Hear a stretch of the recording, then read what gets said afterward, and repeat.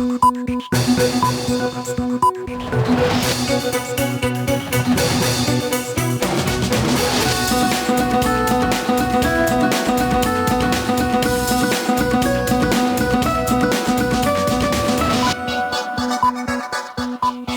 স্বাগত মাছরাঙা সংবাদে। আপনাদের সঙ্গে আছি আমি সুমাইয়া সাজ্জাদ।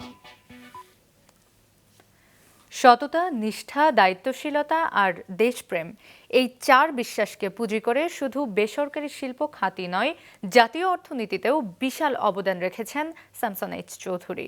পরিশ্রম আর সৃষ্টিশীলতা দিয়ে তিলে তিলে গড়ে তুলেছেন দেশীয় ব্র্যান্ড স্কয়ার।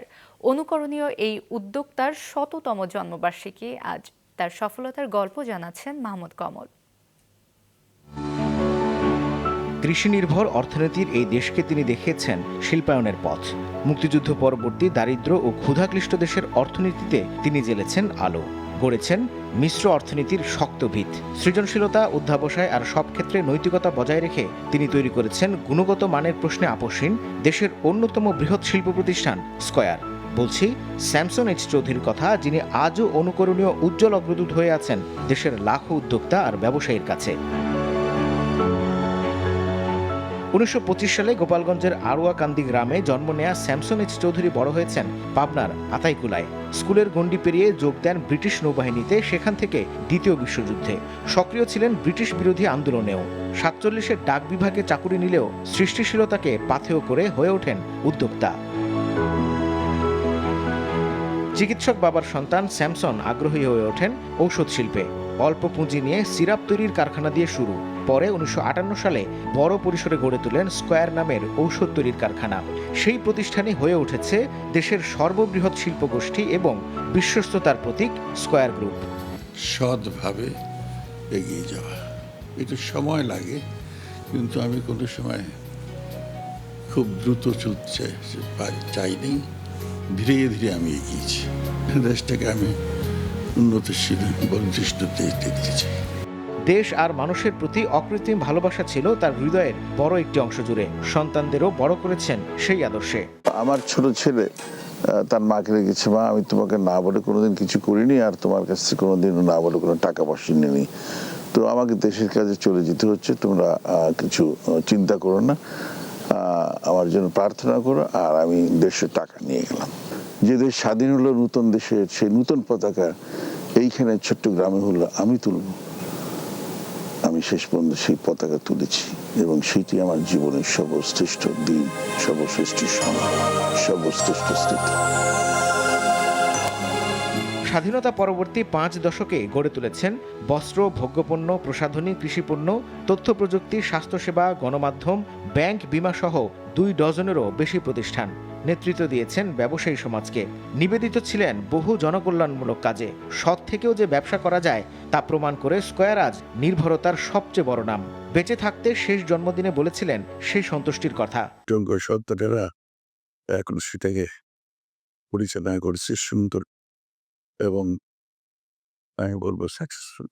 আমি অর্জন মনে করি যে প্রায় ৪৫,০০০ লোকের কর্মসংস্থান করতে পেরেছি। এটি আমার কাছে একটা অহংকার।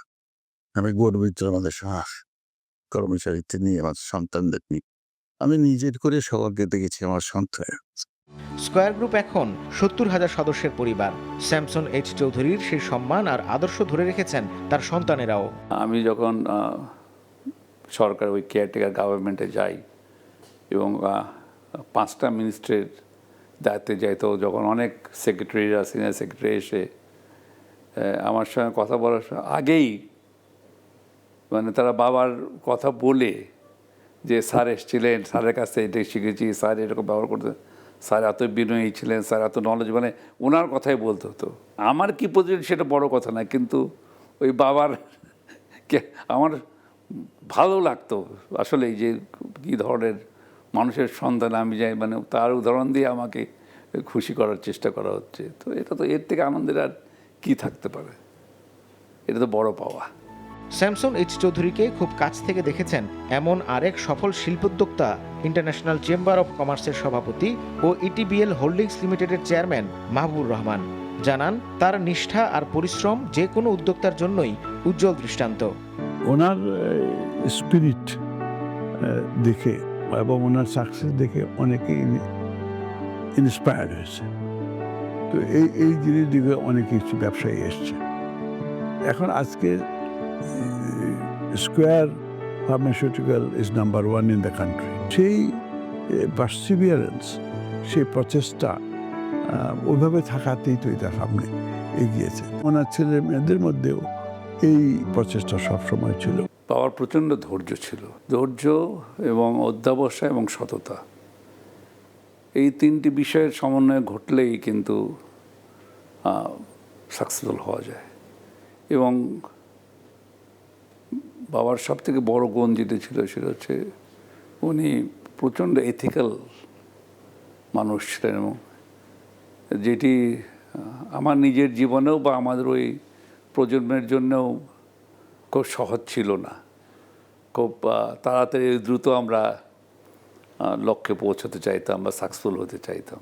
বর্তমান প্রজন্মের ছেলেমেয়েরা জিজ্ঞেস করে, আমি বলবো এবং একই কথা বলবো, তাদের ধৈর্য ধরতে হবে, অবশ্যই পরিশ্রমিত, কিন্তু সঙ্গে সঙ্গে যে এথিক্যালি এই বিষয়টা মানে একটা যে কোনো কাজের জন্যে সাকসেসফুল হওয়ার জন্যে যে সেই ধরনের তাদের চিন্তা পরিকল্পনা যেন কাজ করে।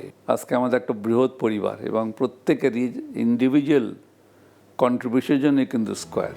স্যামসন এইচ চৌধুরীর বড় হয়ে ওঠা জীবন জুড়ে সেই বিশালতা ধারণ করার মন্ত্র সমভাবে প্রযোজ্য প্রজন্ম থেকে প্রজন্মান্তরে।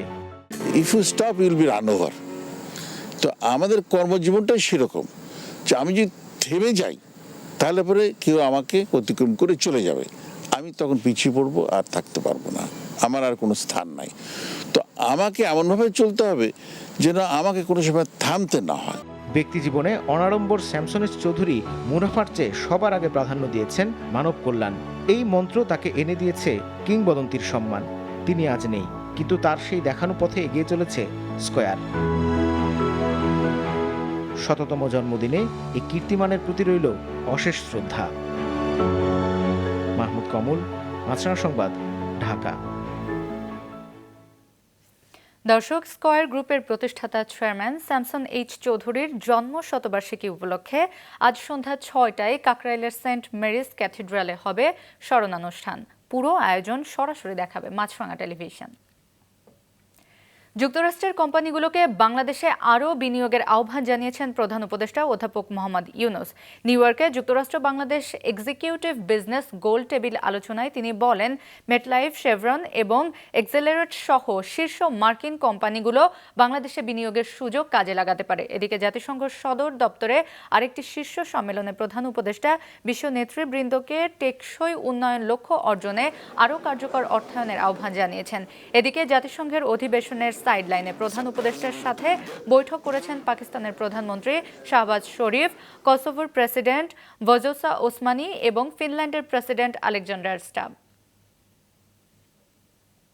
Bangladesh is not just for doing the business locally, it could become the production hub. You produce things not just for Bangladesh, for the region and beyond, because you have the ocean, you have the region together. So this is how we should be progressing, and this is how our policies, our rules, the procedures will be done, and also build our capacity of the ports, seaports. Asia কাপের super 4-এ গতরাতের ম্যাচে ভারতের বিপক্ষে 41 রানে হেরেছে বাংলাদেশ। ভারতের 6 উইকেটে 168 রানের জবাবে 127-এ অল আউট হয় টাইগাররা। এদিকে আজ বাংলাদেশ সুপার 4-এ ম্যাচ খেলবে পাকিস্তানের বিপক্ষে।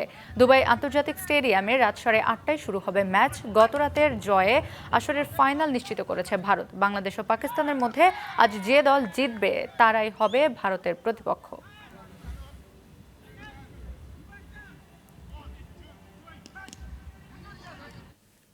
এই ছিল এখনকার মতো। ফেসবুকে আপডেট পেতে ভিজিট করুন মাছরাঙা টেলিভিশনের পেজে। ইউটিউব চ্যানেলেও দেখতে পারেন আমাদের সংবাদ, প্রতিবেদন এবং অনুষ্ঠান। আমাদের পরবর্তী সংবাদ দুপুর 2টায় দেখার আমন্ত্রণ রইল।